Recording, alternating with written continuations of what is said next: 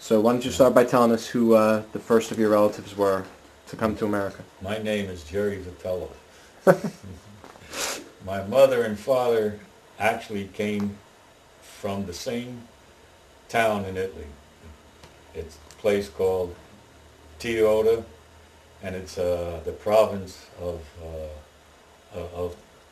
Avellino, the province of Avellino. They didn't know each other in Italy, but coincidentally, they both came to America probably around the same time when they were maybe between 17, 18, or 19, somewhere in that age. And they didn't find out till they were here that they were Well, from the same town?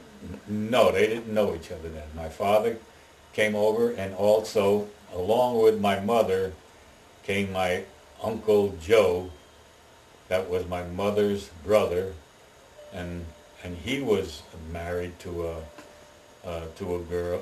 Her name was what was her name? What's Zoppy? Zoppies? Yeah, they were the Zoppies, but I'm trying to think. Margaret. Her first name was Margaret. But that's how they came over. My father came over alone. Now, they came over on the boat. They, of course, arrived at Ellis Island, and they went through all the procedures and all the, tape that they had to go through, the red tape. And then they finally settled down somewhere in Newark. I don't know the name of the street because they at that time separated. My father, as soon as he came to this country, had to go into the Army. They drafted him right into the Army, so he didn't really settle in any town anywhere. Okay, and my mother, she just was settled down in some part of Newark. I don't remember exactly where. Did they come here for financial reasons? No, they For a came better here. They life, came or- here for opportunities. There was a lot going on in Europe then, as history you can tell. There was a lot, and a lot of things that were happening then were not really too good at things. Hitler was getting his Irish up, and things were starting to happen, and they weren't too prosperous there. So they decided to try to find a new country, which everybody was doing in Europe. A lot of them were coming to this great United States because it was an opportunity that everybody heard about, and they were taking their chance. Okay. Okay. What were your parents' names and when were they born? My father's name was Angelo, and my mother was Bridget, the first part of Bridget Bardot, But anyhow, one interesting thing is that before my mother came here now, she was married, and her maiden name or her marriage name then, I don't know, but her maiden name is Zoppi. Now, her husband, I guess I'll tell you, her husband was assassinated by the mafia. So my mother was married, and she came here, of course, when all of that was settled down. And my father's name is Angelo Vitello. Do you know how they met? Well, yes, after my father served in the military that was enduring World War I, and he was discharged, I mentioned my Uncle Joe, my mother's brothers, and well, he met my father somehow. Some way they became friends. And he's the one who introduced my father to his sister being my mother. And that's how they met, and then from then on they got married and were unhappy the rest of their life. Do you remember, you mentioned that your father served in the military when he first came over here. Do you remember what branch Yeah, he was of in the the military? infantry. He was in infantry. He was in the infantry, and he fought over in Germany and all most of the sites over there and during World War I, France, England, and and he was a young man, only 17 when he got drafted. What did your father do for a living when he first came to America? Well, after he was discharged from the service, my father found a job in a company called WIS. It was a scissor manufacturing company. It manufactured all different types of scissors. And his occupation and his job was in grinding the scissors, the sharp edges of the scissors for cutting. And that's what his main job, and he worked there for, I guess, all his life. Okay. Uh, Tell us something about your parents that we should remember them by. Well, the first thing that comes to my mind with my mother is she was an excellent cook. She was a housewife. She, you know, my mother never held a job else, doing anything else but being a housewife, I guess that's what you call them, or a home manager, if it sounds good. And she was an excellent cook. She was a disciplinarian, you know. She was very concerned about the children, and she actually really was a very good, caring mother. She spoke Italian 90% of the time. She never really became a citizen until a little later on in life, but she would not give up her Italian heritage as far as the language was concerned. And it was spoken, so those are the things that I can remember my mother about. She was very, very much a disciplinarian. And your father? My father was almost the opposite. My father was a sort of a soft-hearted guy. You could get away, with things with him a lot easier than you could with my mother. He worked very hard, and he worked long hours. And the parts I remember about my father is during the Depression now, around in 1933, right before I was born, or right around that area, this country went through a hell of a situation, with the Depression? Depression. And now I can remember my father taking jobs, shining shoes in bars, working in offices as a janitor, sharpening pencils, cleaning up. And I also remember him because he took me to these places a few times to help him sharpen pencils, clean up, and everything. And then when the Depression sort of eased up is how he got the job at WIS. And I just remember my father as a very hard working man. Never really had much in life, but worked and was very happy with his marriage and his children. That's about the way I remember him. Very easygoing man. Okay, when you were growing up, what types of things did you do for fun? Oh, well, when I was very young, I was the youngest one in the family of my 5 brothers and sisters. Not 5 brothers and sisters, but 3 sisters and 1 brother. When I was young, I played a lot with them. They kept me busy playing a lot. And I had 4 sisters, not 3, I had 4. And as I was growing up, I think I used to really enjoy building model airplanes. I didn't know I was getting old enough. Model airplanes was my hobby. I used to build model airplanes and hang them in the corner of my room. And I was very interested in aviation then. And later on, I started to really get interested in athletics. Athletics really probably kept me busy in most of my youth. Between gymnastics, football, baseball, I was very much involved with athletics. And I'd say that probably kept me the most busiest. What was one of your happiest memories growing up? One of my happiest memories, well, I guess I mentioned World War II and my older brother was in there.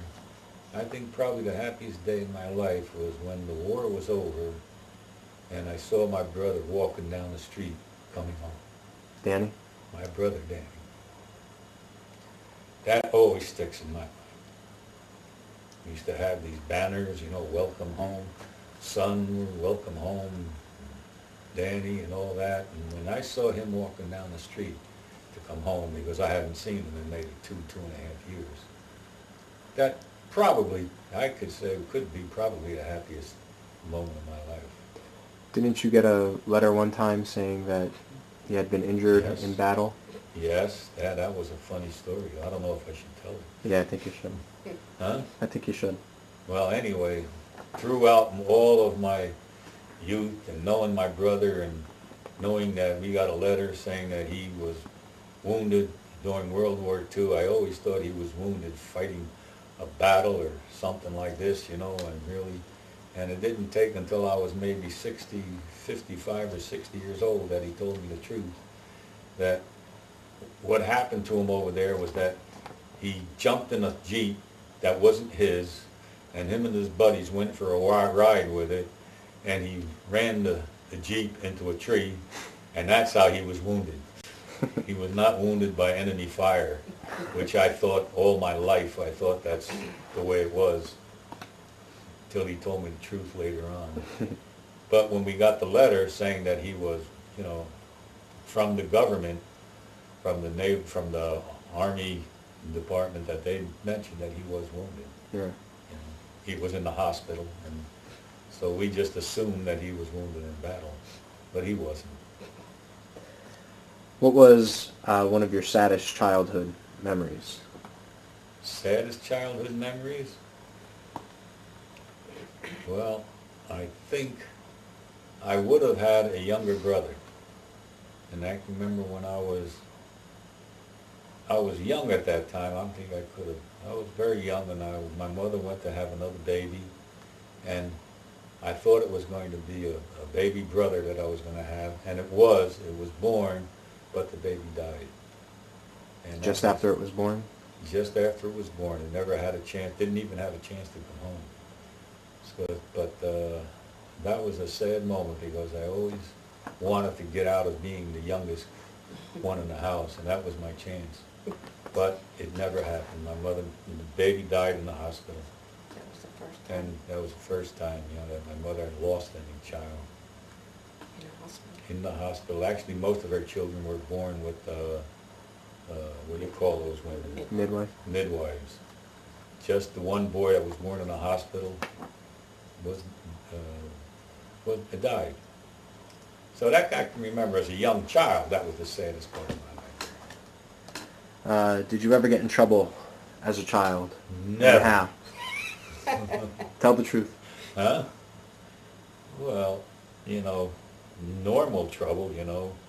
Oh, when I was young, I got in a few little fights, nothing serious, that my mother and father used to reprimand me for. I had to go down into the principal's office one time. That was way back in the first grade. But again, that was nothing, you know. I got sent home with a nasty letter from the president of the school. I was very fortunate because my mother and father couldn't read. So I read the letter to them. Boy, did I sound like an angel. It said you made the honor roll, right? Yeah, I made the honor roll then. But as I grew up more, getting into the 10, 11, 12 years old, we had a very bad habit. When we moved up to a place called 2nd Street and 3rd Street by Sussex Avenue and Orange Street. On Orange Street, they always had these vendors out, you know, selling fruit, you know, and they'd have the stands out and everything like this. And we really we used to go for walks, me and my friends, and we used to try to snitch an apple or a pear as we were walking up Orange Street. And aside from that, I don't really think I got in too much Did you ever get trouble. caught doing that? No. No, I worried about it, though. You know, I worried about it. My mother and father would have killed me, you know. You were starting to talk about school. What were your best and worst subjects in school as a kid? Oh, we'll start off with my worst subject was English. English to me just would not get into my mind. These sentences that you had to break down into syllables and how you had a, what do you call that thing? You had to, I forget the word. Diagram of sentence. diagram, you had to diagram these things. Well, anyway, English I never could understand. That was a tough, not reading, not the part of reading or anything, but just the grammar part. I think I got a D almost all the time in high school.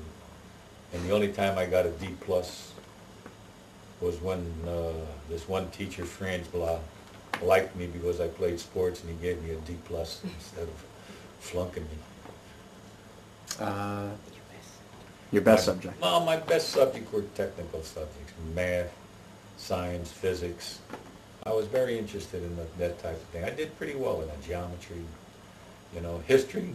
History I was so-so in, but I enjoyed history, but I didn't like it because they wanted me to remember too many things, and I couldn't remember a lot of stuff. But just to talk about it was interesting. But I'd have to say the technical subjects were my best subjects. And you played sports in school? Yeah, I ran track. I ran the 100-yard dash and the 220, and of course I played football, and that was it. Did you have any girlfriends in high school? Yes. Do you remember their names? Yes. Are you going to tell me? Oh, there was a girl named Patricia Walsh that I met at one of the football rallies, and we began a relationship in probably high school, more in my later years in high school. If you could pick an age to live over again, a childhood age to live over again, A childhood age? what age would you? I'd say my teenage years. Yeah. My teenage years, my high school years, I'd probably, if I had to live over again, I enjoyed my high school years and my teenage years. You started to talk before about your brothers and your sisters. What type of relationship did you have growing up with your brothers and sisters? Well, my brothers probably was really a close relationship. My brother took a real liking to me. He's the one who got me interested in sports. He's the one who used to take me. In fact, I remember him picking me up one time from a park. I was just playing with the kids, and he said, "Jerry, let's go for a ride." And he used to take me up, all the way up to a place called Pompton Lakes to watch Joe Louis. I don't even remember him. He was the boxing champion of the world, and he was training to fight Billy Conn right after World War II when they were discharged. And he took me up there, and aside from that, he used to take me up swimming with him all the time. I used to jump in the car with my brother. We'd go up to Route 46 up there and head for the lakes. We'd go swimming together. He even took me on a vacation down with him for a week down in Wildwood, So my brother really treated me, just like a little buddy of his, He even took me to football practice when he played ball. He used to take me. So we were very close. My sisters, of course I loved my sisters. They liked me because I was the youngest one. They pampered me a little. My sister Edith always comes into mind because the way we grew up, Christmas was just a time of eating, not like today, toys or things. And I never got any toys until my sister Edith went to work and she bought me a two-wheeler bicycle, and I even liked her better than my brother, And then, of course, I remember my sister Rosie and Mary and Eleanor. My sister Rosie was a very hard-working girl. That, of all of us, she probably had to work the hardest. She had to leave school to help my mother and father. Mary, she was a crybaby. She had the most, and she cried the most, She had a big kick out of doing that. She would cry that she had nothing, and she always went out and bought something, and she had more than anybody. She had the first TV. She had her first fur coat. None of my other sisters had any of these things, And she also bought a Camaro. She bought a Camaro because the name rhymed with Ciamaro. That's who the man she married was named. That was her wedding, her marriage name.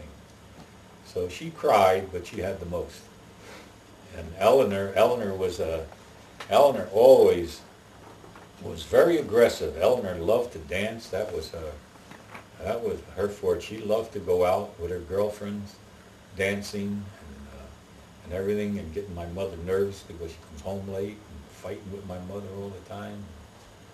But Eleanor, Eleanor, we were close to age, so we used to talk a lot together about things. You know, I could ask Eleanor anything, you know, more than I could my other three sisters rather.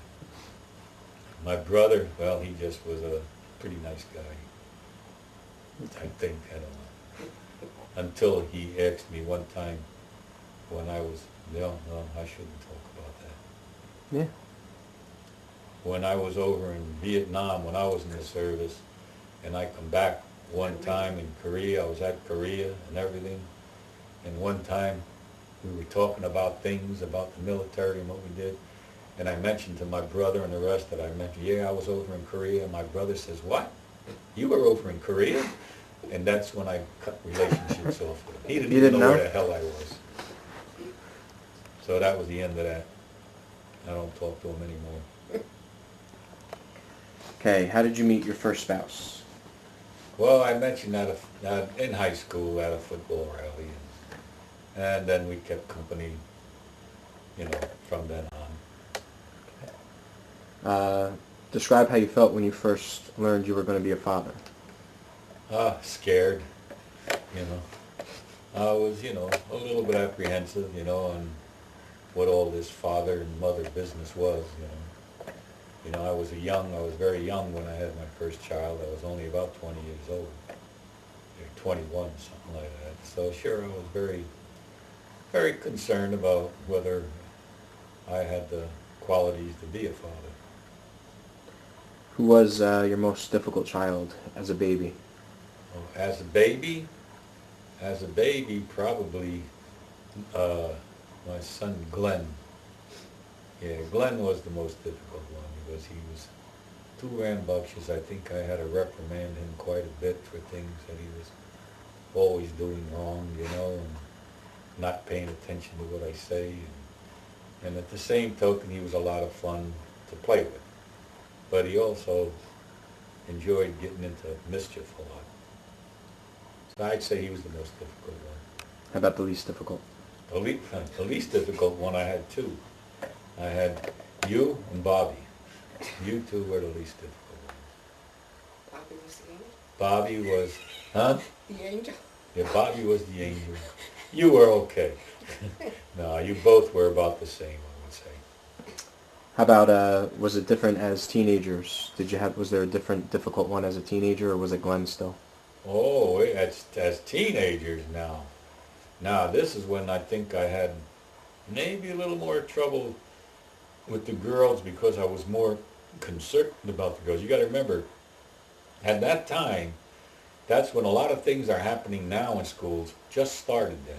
The dope, you know, kids doing things like this, you know, the dress code changing, you know, all of this, you know, or all your children dressing the way you don't want them to dress to go to school. How they fought their parents for all kinds of things like this. I'd say that started to be the difficult years for me. And I think the girls at that time started to give me more trouble because they were all both Kathy and Lisa were both boy crazy. And that drove me crazy, you know. You know, I had to be very careful with them, you know. And no, I didn't trust them. They used to ask me how come I didn't trust them, and I told them that I'm sorry. I didn't trust them. I had to keep an eye on them all the time. They wanted to go out with boys too much, and that scared me. And I was worried about the dope and there, because that all came into play then, you know. And they always, you know, disobeyed me on how to dress, you know. You know, skirts to me had to be down to the ankles, and they wanted them above their knees, you know, all typical things like that. You know, they had to wear lipstick when they weren't old enough to wear lipstick. They put it on when they got outside. Mm. All that type of things. Now, the boys, I think I wasn't as much worried about, you know, because I felt like they could kind of take care of themselves. The only trouble I had with the boys then was the hair. That time, that came in too, you know, this idea of having long hair. And I was the type of a father that just kind of upset me. and there were some battles between us Who won? with that. They did. But who was right? Me. What was one of your favorite memories from your first marriage? Oh, that's an easy one. I was married and I had my first daughter, Kathy, was born, and I had to go over into Korea when she was just a young child, maybe 6 months old, not even. She was a young child, and I guess the happiest moment of my life is when the war ended in Korea, and I was on the battleship New Jersey. We came on their way home. It was, and when we got into Norfolk, Virginia, that's where the battleship wound up. That was home port, and I got off the ship, and I saw my wife and my little daughter, who I haven't seen hardly at all, and how she ran up to me without even know how the heck she knew me, but I guess she was prompted by her mother probably, but she ran right up to me, and I was home, and that I have to say was a pretty happy event, you know, as most you see these soldiers going through right now that you can see on the television. They didn't put me on television though. No. I'm on television now. Yeah, because that's why it's we're doing kinda this. late. There you go. Better And late there was than no never. bands, you know. I could play the trumpet for you. Yeah, if you could play the trumpet. There was no bands. No. They did play the naval song though when we were pulling into port. That was nice. Anchors Away? Yeah, Anchors Away. I don't have to sing it, do I? No. Oh, okay. At the end. At the end, we'll sing. No. Okay. Least favorite memory from your first marriage? Oh, well, those are easy. Of course, my wife passed away. She was 39 years old, and I lost her. And there was 4 children that I was, had to grow up. So that was How did she die? well, she had complications with her heart for a while, for a long time, and she finally went and had 2 valves replaced, the aorta valve and the mitral valve down in the Hahnemann Hospital in Philadelphia. And when she came home, everything worked out a little bit. She was fine. But a year later, because of the blood thinners that she took, she had a blood clot in the head from the mechanical valve that was placed in her, and she had a blockage in the brain, and that did her in. Did she, there was a story about she was on the radio one time.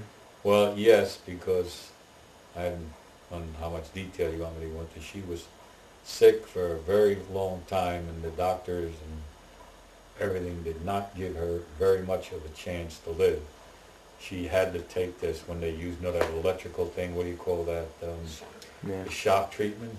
She had that about 9 times, which they considered, the doctors told me that they considered her dead 9 times. And how she kept coming back to life was a mystery to the doctors. They really, they even mentioned to me that she would never be able to go through that anymore, and she kept going through it. And when it was all over and she came back from the hospital, I don't remember the radio station, but they called me up the next that they can interview, my wife about the operation, because there was a fund going for the heart fund, going, and they wanted her to get on the radio and talk about what happened to her. And so we did do that. And then they also asked her to go to a meeting with a bunch of doctors, mainly cardiologists, sitting in a like a conference room and asking her a lot of questions about what she remembered about what happened to her, everything. And of course, she didn't hardly remember anything. Who were the first of your relatives to come to America from Italy? Well, the first of my relatives to come from America were my maternal grandparents and my paternal grandparents. I think that's how you say it. Mm-hmm. My maternal grandparents were Mary Silvestri, and my maternal grandfather was Leonardo Coviello.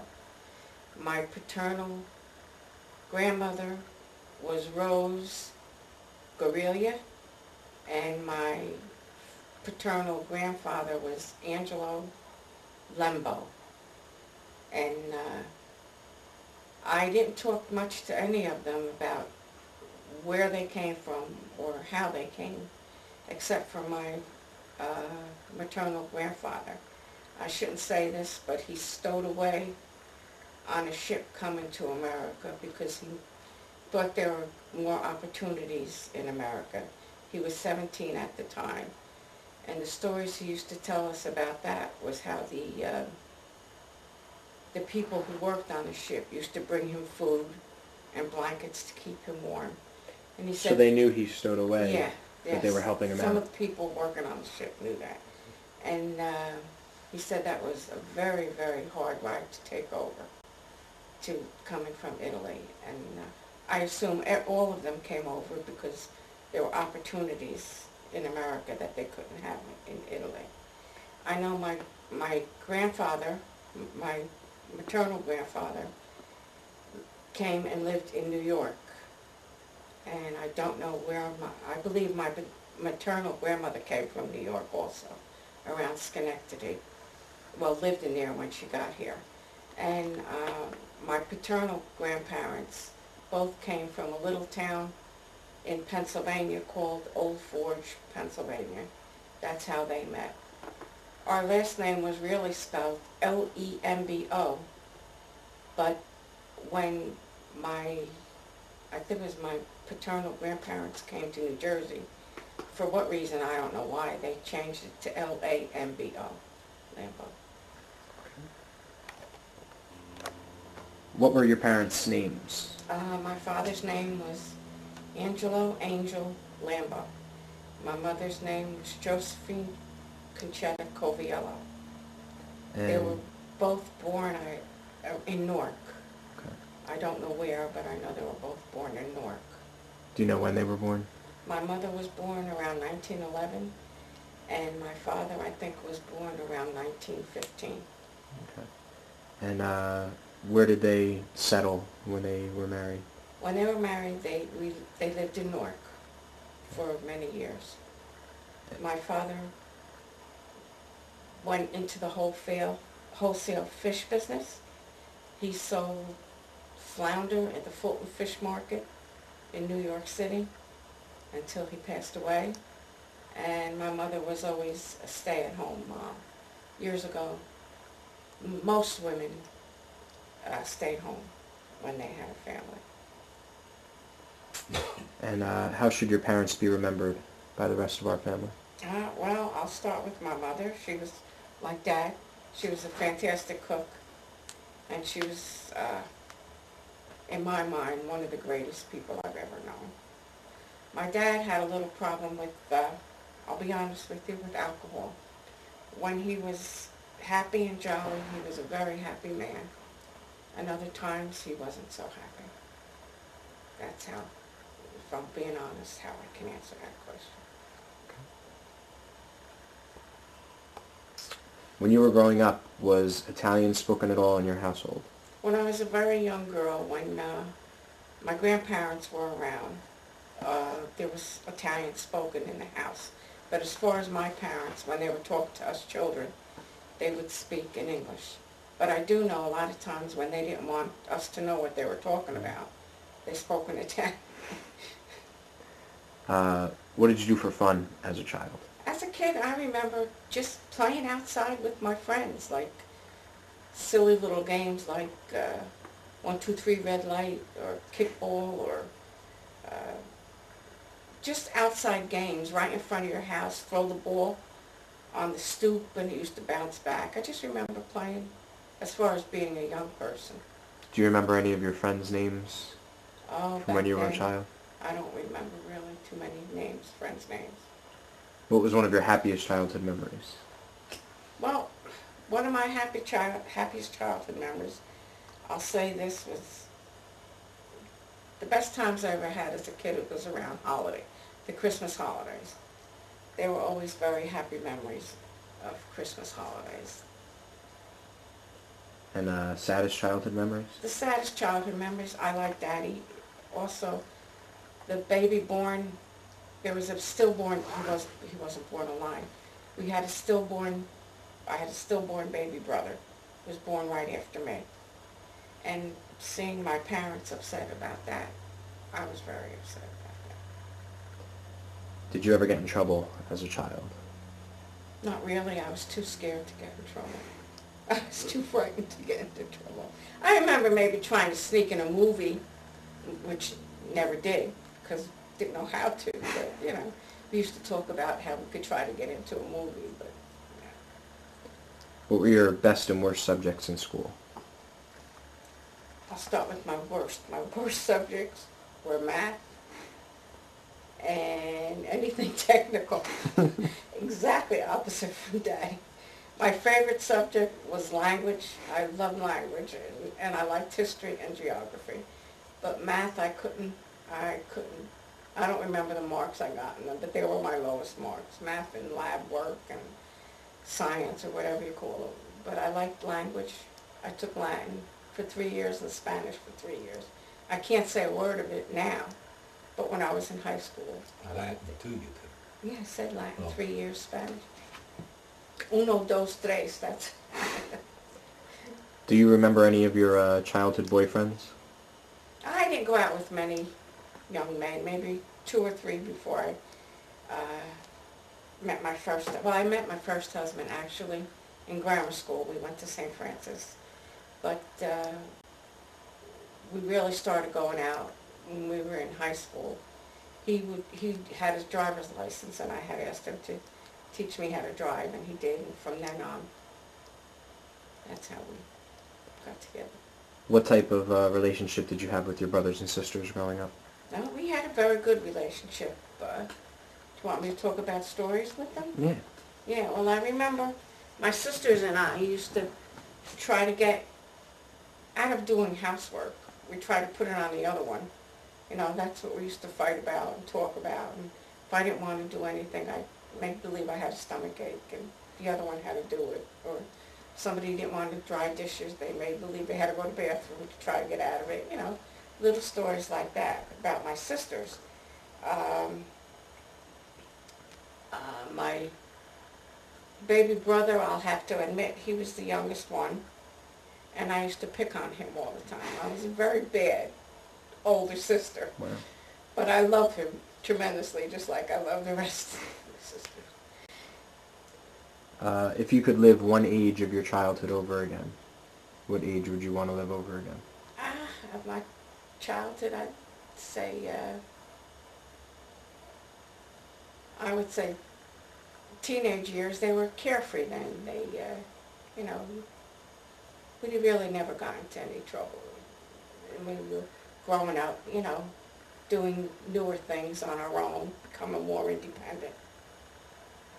Okay. Did you want me to tell you some funny stories? Oh yeah, yeah. Yeah.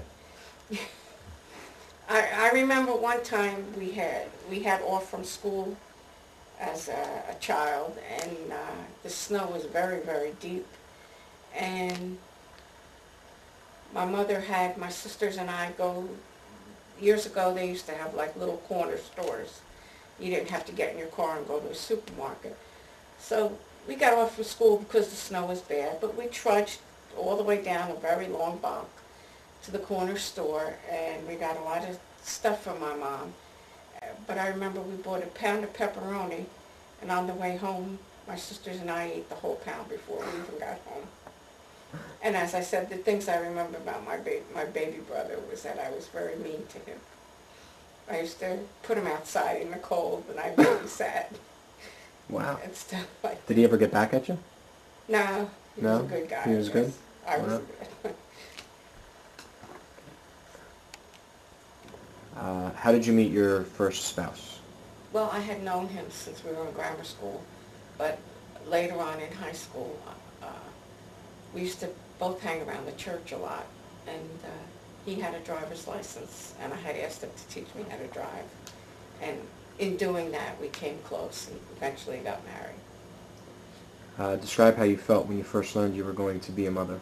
Well, the first time I heard I was going to be a mother, I was, as Dad said, very frightened, because you don't know, how you're going to do it, but also very elated. Each time I heard I was going to have a child, I was very happy, and very scared. Do you remember how old you were when you first learned you were going to have a baby? I was 19 years old when I had my first child. Who was the most difficult child as a baby? This answer question I really can't answer. I do know that I had 3 children under the age of 3, and it was very difficult because they were still on diapers, and they still used to make formula. And back then we didn't have disposable diapers, and we didn't have instant formula, so it was quite hard. I also had a miscarriage in between my first child, Rich, and my second child, Mike. How far along were you when you had the I miscarriage? must have just been about 6 to 8 weeks. Does any child stick out as a teenager as being the most difficult?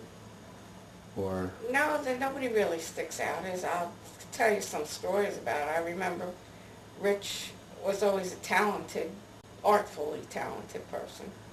And he used to sketch and draw, and he was in a band called Little Jimmy and the Starlights as he grew up.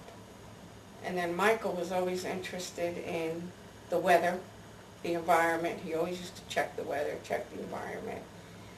He also, he ran cross country, I believe, in high school. I think in college he was on the swim team. Joan, as far as I can remember as a child, was a very sensitive child, a very caring child. And in the same tone, she was a very athletic girl. She used to like to play sports in high school. And Judy, this might answer your other question. When she was first born, the doctor said to me, "You've got a feisty one here." She came out kicking. That's what I remember about Judy. She was also very interested in sports. Describe a favorite memory from your first marriage. I guess the favorite memory from my first marriage is where every time each child was born healthy. That's And the least favorite? the least favorite, of course, was when my first husband and I broke up. What were some of the challenges of being a single parent? Well, you were very scared because at that time I really didn't have a good job. I was a waitress. How you were going to support the family. At that time I really didn't have, I don't know if I should say this, financial help from my ex-husband, so it was very difficult. But I also had good help. My mother was around, and she helped me a lot with the kids.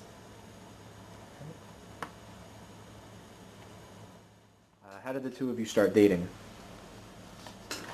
Well, Go ahead, you start. I'll start that we knew each other through marriage prior to dating, and again, it came around the holidays, and Dad had lost his wife a while ago, and I was divorced a while, and we both had 4 children each, and it was around the Christmas holidays, and we decided we were going to go Christmas shopping together. So Dad came up to my house, and we went Christmas shopping. And then when we got out to the car, or after we started driving, we were going to go for a cup of coffee because we were tired of Christmas shopping. And we found out that the car had a flat tire. And then we had to wait around till a policeman came around and helped us. The worst part was when I looked for the jack, we didn't have a spare tire and we didn't have a jack. That was the worst part. Well, we didn't care about it. We were just, we were yeah, still, it was a happy night. I guess. But the police helped us out, We finally got us on the road. Now, I don't mean I didn't have a spare tire. I didn't have a jack. Jack, yeah. So I couldn't fix the thing myself. That's why we were really stuck. And we were laughing, joking. Now, is that the truth, or did you actually have a jack, but you pretended you didn't have one so that you'd be stuck there? No, it really was the truth. You're going to make me sound stupid. No. What do you ask questions? No, it would have been a like smart move to say, I don't have a jack, we're going to be stuck here for a while. So we were stuck there talking, then we finally, the police come down, I waved the policeman down, and he helped us out, and then we got home. The thing about it was that we never did get to have the cup of coffee. No. So after Dad took me home, he wrote me an IOU. I owe you a cup of coffee. So, and then from then on, we would see each other sometime Start at to go out for family lunch, picnics, dinner, family things. And then we started seeing each other, and we knew we were, as you could say, falling in love Okay.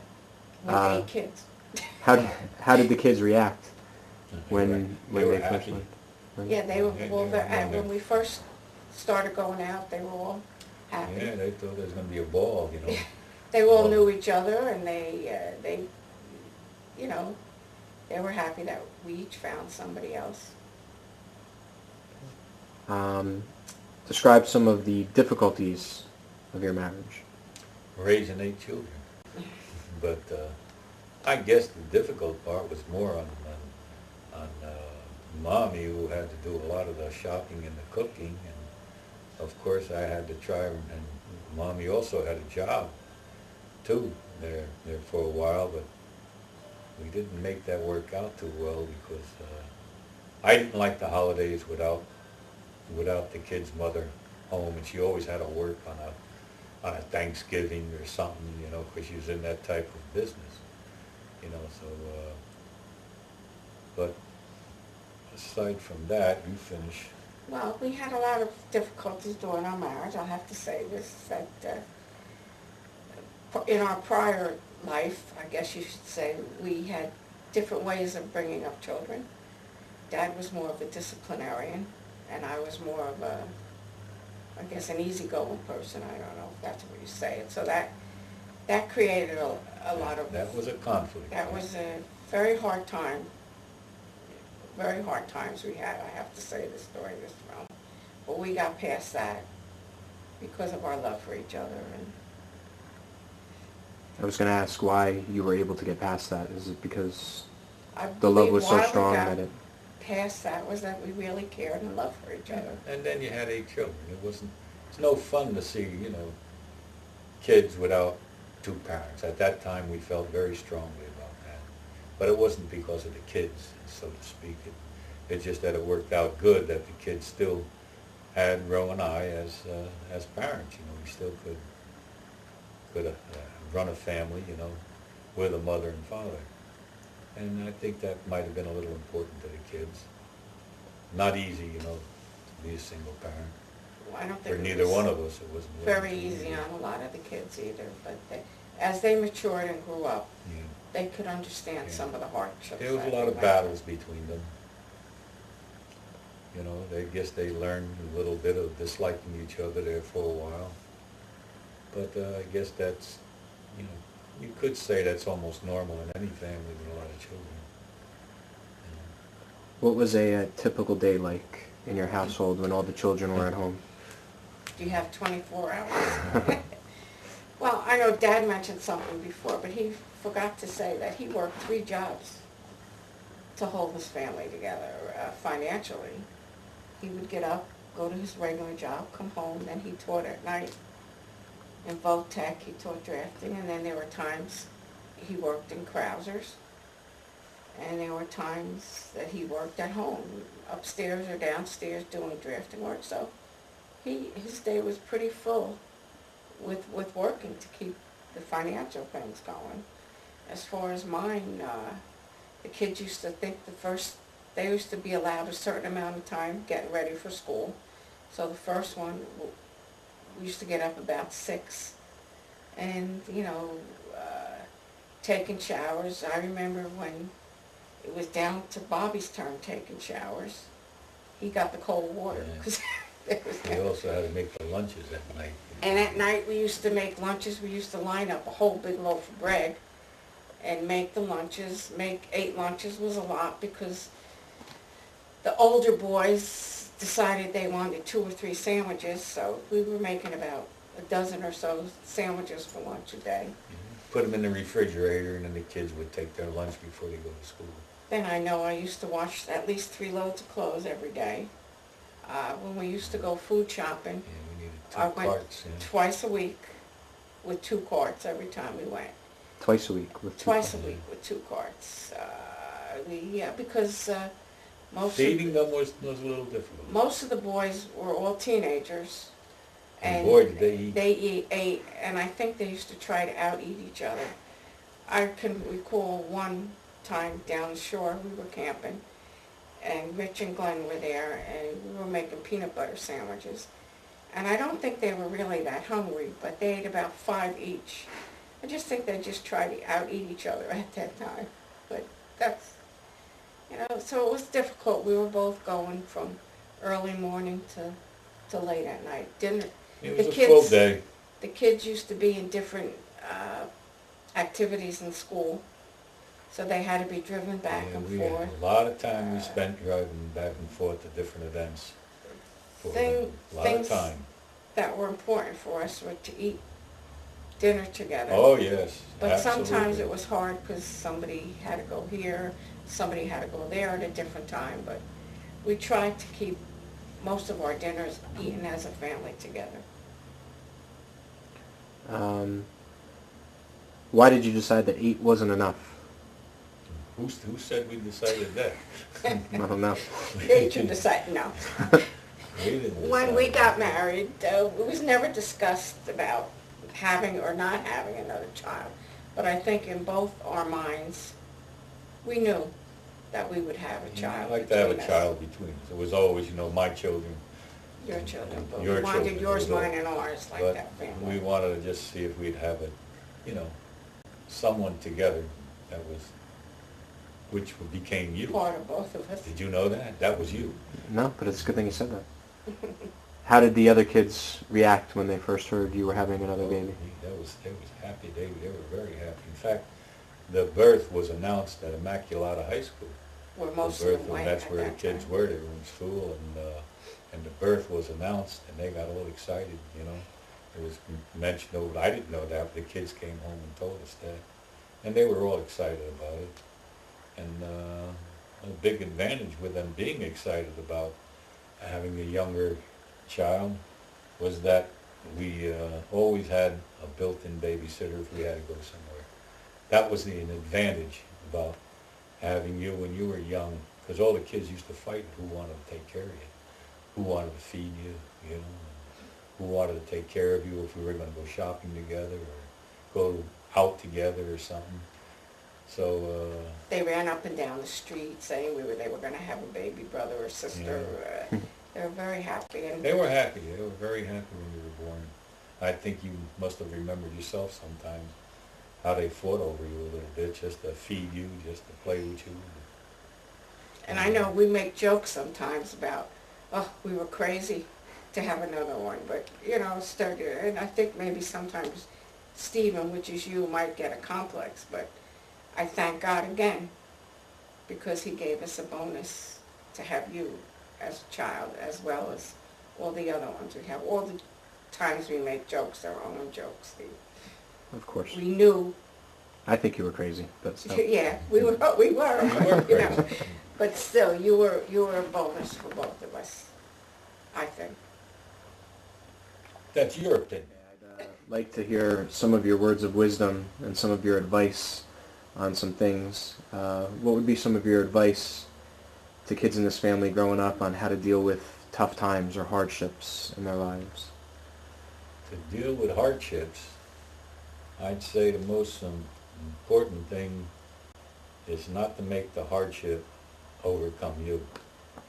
You will find out in life that no matter how many hardships that you have, that the worst thing that you can do and what you have to fight is that the hardship affects you. You have to overcome the hardship one way, another way. It'll all be done through the heart. You just follow your heart's feelings and you'll get through it. But again, I'll read the worst thing that can happen to you is that you let it get to you. And if you're shot, everything else that's going wrong is going to be shot and it's going to become worse. That's my advice. How about any advice on love and marriage and having successful relationships? Well, if you're in love to begin with, this is not a really difficult question. All you have to do is to remember. It's the same thing as when you were asking the first question on, if you're having hard times or difficult time. The same thing applies in a marriage. When things aren't going right, or if you're arguing or anything like that, The worst part is to let it get to both of you. Somehow, somewhere, someone has to give in.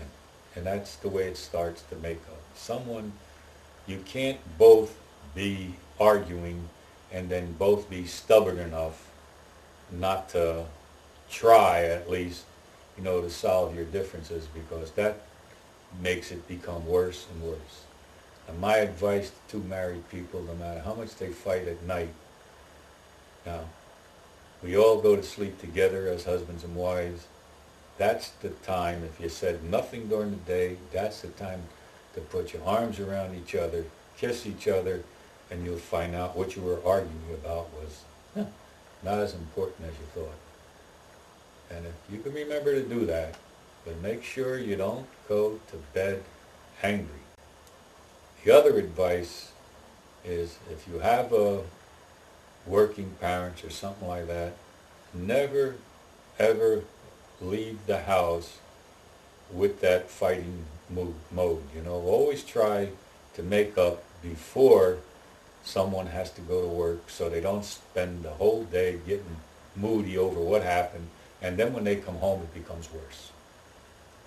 If you can solve that problem, maybe just with a kiss or a hug before, you can start it at night, you can start it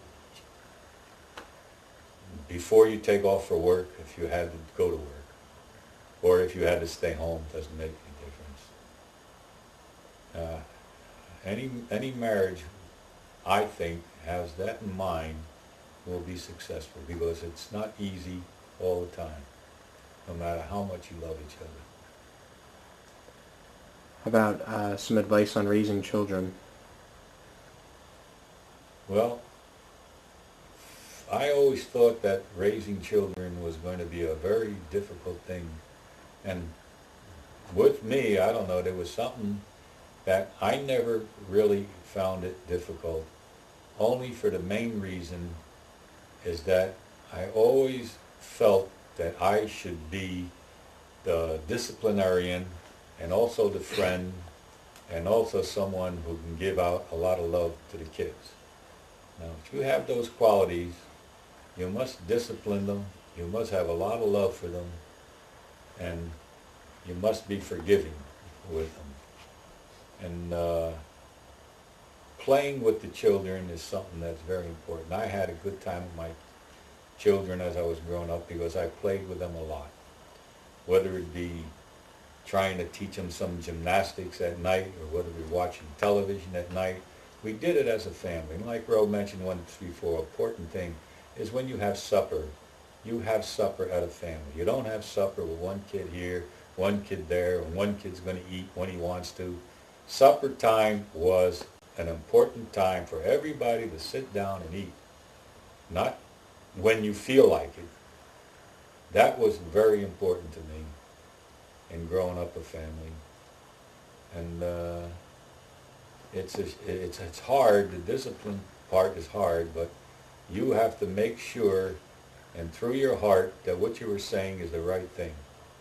And in addition to that, even if you're not right, you're right when you're dealing with children.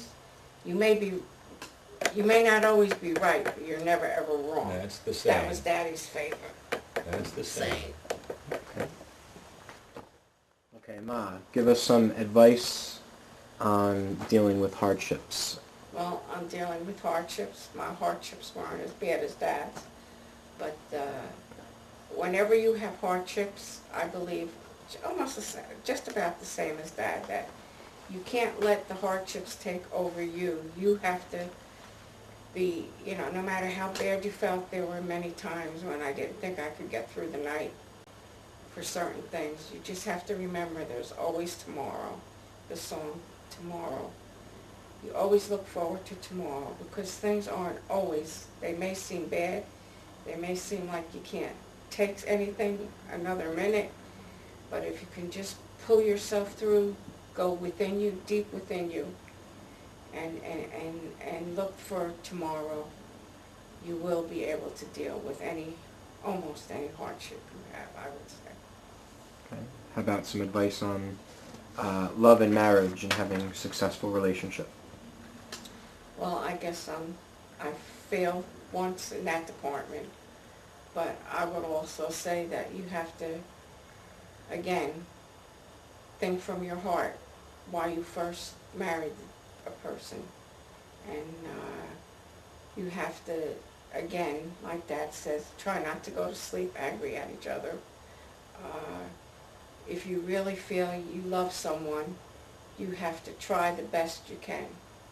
The best you can. Through tough times, through easy times, try to give 100%. And I think that, try to give 100% of yourself. Again, if you don't want to see an argument escalate until it blows up, you try to calm it down by just not taking it forward. And if you think you care for each other long enough and hard enough, you try your best to try to work through anything. The good times, the bad times. How about advice on raising children? On raising children, well, I just, like Dad said, growing up, I would say I was home most of the time with the kids. Always involved in things they used to do when they were youngsters. I did have to work, and that was very difficult, working and knowing you weren't home with your children. And I just tried to be as close to them and give them as much love as I could at that time, and tried to, I wasn't as much of a disciplinarian as Dad. I think that's where we had some of our troubles. But I always hoped that they knew their interest was my best, doing my best for them. How would you like to be remembered? Well, I'd like to be remembered as just, of course, what I was all my life, a father. A father who loved his children and worked hard for them and tried very hard to give them opportunities that would, hopefully make them successful. I had a lot of interest in the children as I was growing them up. That really basically is it. Well, So again, I'd like to be remembered as being a good parent, a good mother, having the kids' interests in heart all the time. I'd also like to be remembered as a good wife and a good person. That's basically it. okay.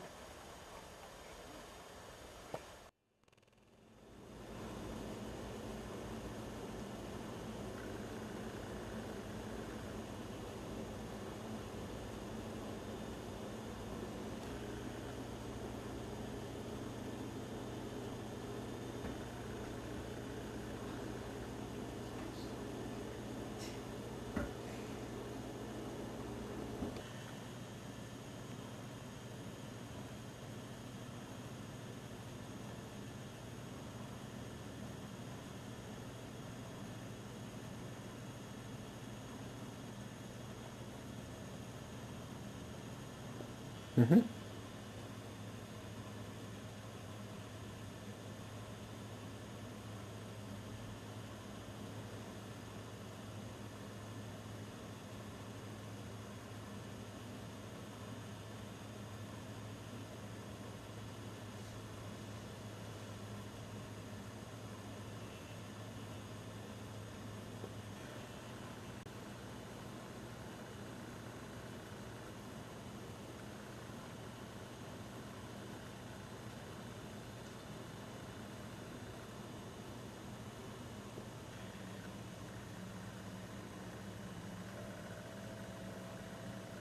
You mentioned that's a great grandchild. Yep.